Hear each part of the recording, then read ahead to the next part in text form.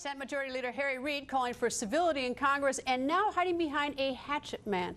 Today, Senator Reid's spokesperson issuing a statement blasting House Speaker John Boehner, saying he has a credibility problem and refuses to come to grips with reality. Former Congressman Allen West joins us. Nice to see you, sir. It's a pleasure, and thanks for having me on your brand new show, 7 o'clock. This is awesome. It is awesome. Check out the set. It's beautiful, isn't it? It's fun. Anyway, well, it's not so fun what's going on in Capitol Hill. Sure. And I should add that Speaker Boehner's spokesperson semi-fired back, and he accused the Democrats of fake outrage and refusing to negotiate. But where's all the civility? Well, the civility is lost because really people are playing politics with the American people and no one is sitting down to try to solve this.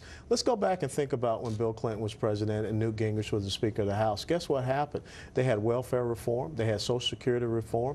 They cut the growth of government. As a matter of fact, Bill Clinton in his State of the Union address said the era of big government is over. And so he was able to create a surplus. So what's the difference now? I mean, why aren't we getting a result of some sort now? I think that you have a president who has really dug his heels in.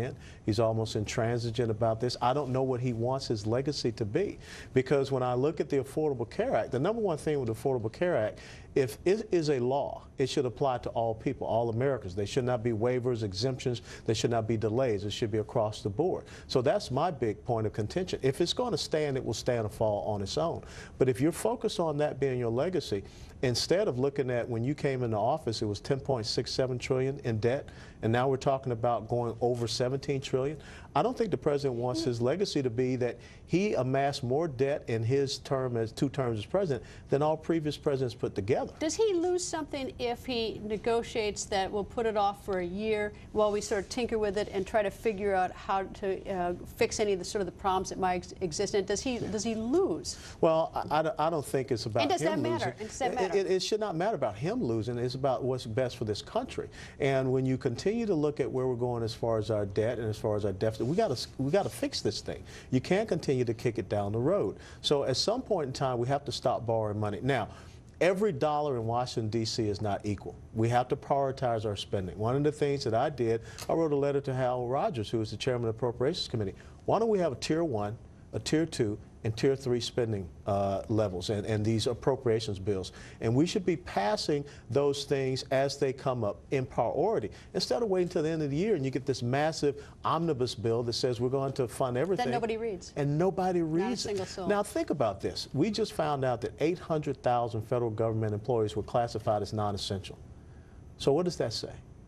It just says that this thing that we call the federal government has grown leaps and bounds out of control. I first heard your name when you, probably the 2nd or 3rd month you were in Congress, and you, I think, found $30 million of waste or something. Was that how much you found? Yeah, and it was in the Department of Defense budget. Department of Defense budget, and you got everybody to agree with you. 393 to 0. I think that's about the last time I heard any member of Congress finding million. $30 million is a lot of money. It may not be, you know, in the trillions, but it's a lot of money. Why is there no appetite to dig through and find that money? I cannot understand it. I cannot explain it. But if you think that every single member of Congress over there just went and said, I'm going to find $15 to $30 million of wasteful spending and programs, what would happen for this federal government? What would happen for our economy?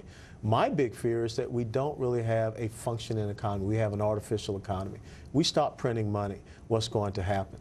If we don't turn around this out-of-control spending up in Washington, D.C., what's going to happen? If anything should come out of these negotiations, eventually there need to be negotiations, we really need to have tax policy reform. We need to have regulatory policy reform. We need to have monetary policy reform. Do the Republicans have any responsibility in this stalemate?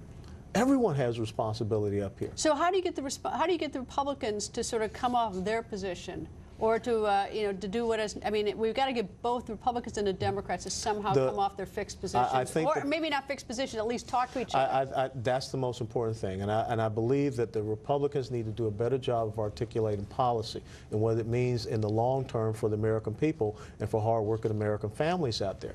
I think the Democrats have to get away from this playing politics where they're concerned about, you know, we want to win back the House. We want to make sure we keep the Senate so that the president's last 2 years can be like his first 2 years. They've got to come together and understand what's best for the American people, not what's best for their political party. And if you go back, there was a, you know, I spoke up in Delaware last week. George Washington's farewell address talked about the danger of political factions.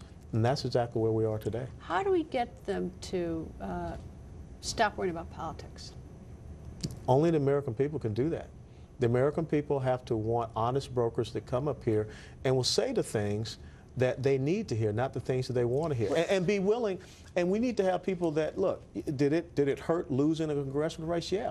But I can look at myself in the mirror and say that I never lied to my constituents, and I did everything that I possibly could do for the betterment of their lives. I must admit I'm appalled at Senator Reid, who has come out swinging and said some really nasty things, you know, calling the Tea Party people or the other side, more so I think than the Republicans have ever done. I mean, he's really come out. Strapping bombs on the chest, arsonists, yeah, and then he said he was going to be civil, and then his spokesperson comes out tomorrow and today, and his spokesperson then blasts Speaker Boehner, saying he has a credibility problem, and they refuse to come to grips with the reality. And he is an extension of the Senate Majority Leader. And I mean, you know, if he worked for me, he wouldn't work for me tonight. Yep, you know, because I mean, he speaks on behalf of the Senate Majority Leader. If the Senate Majority Leader says he's going to be civil, well, then so is his staff.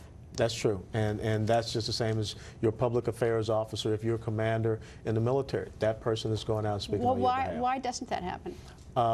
This is a different beast up here. I do not understand why Washington, D.C. is not concerned about working together for the betterment of the American people. And like I said, if Bill Clinton and Newt Gingrich could do it and created a surplus, reform welfare, reform Social Security, then why can't we do it today?